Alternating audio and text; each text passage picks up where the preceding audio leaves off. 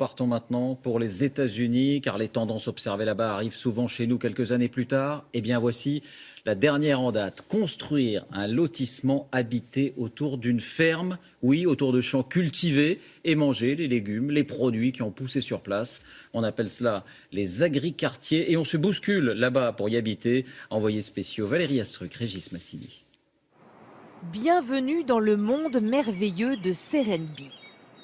À 30 minutes d'Atlanta, 1500 habitants vivent dans cet agricartier.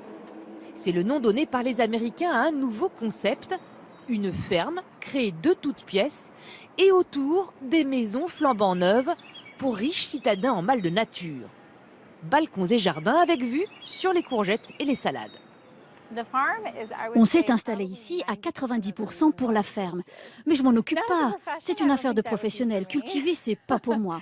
Je préfère les regarder faire et profiter du fruit de leur travail.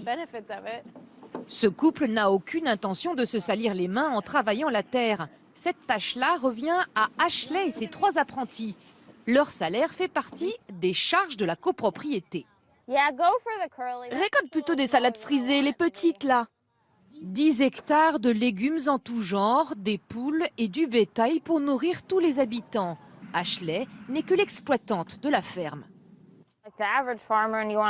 Généralement, les fermiers sont isolés, ils travaillent seuls dans leurs champs sans voir personne, sans parler à quiconque.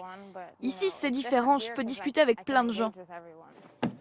2 fois par semaine, livraison des produits de la ferme dans chaque maison. Qu'est-ce que tu me donnes aujourd'hui? Il y a des blettes, des choux frisés, des choux-fleurs et des brocolis. Elisabeth et Ben sont cadres supérieurs. 3/4 de leur nourriture provient de la ferme. Évidemment, tout est bio et local. Pas question de mettre les pieds dans une grande surface. Le problème, c'est qu'on est complètement déconnecté de notre nourriture quand on achète au supermarché. Tout est bien rangé et joli, et on oublie qu'il y a des insectes sur les légumes et qu'ils sont pleins de terre.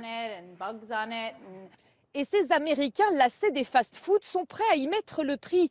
Il en coûte plus de 600 000 € en moyenne pour avoir sa maison avec vue sur la ferme. Pourquoi aussi cher? Le promoteur immobilier à l'origine de cet agricartier a sa réponse.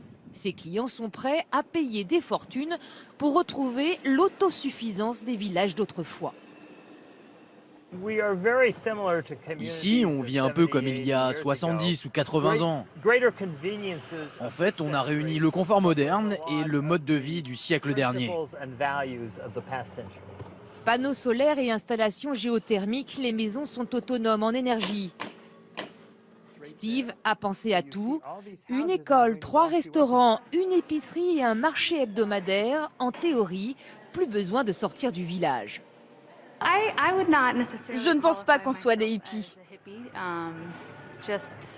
On est juste des gens qui veulent consommer local et encourager l'économie de proximité. Serenbe n'est pas un cas isolé. On compte une centaine d'agricartiers à travers les États-Unis, tous construits autour d'une ferme. Au pays du fast-food et des centres commerciaux, les Américains aisés redécouvrent le goût de la terre.